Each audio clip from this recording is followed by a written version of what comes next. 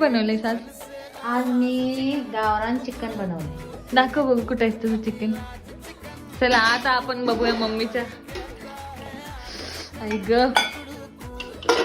आणि आणि हा रस्ता आता भाकरी बनवत आहे.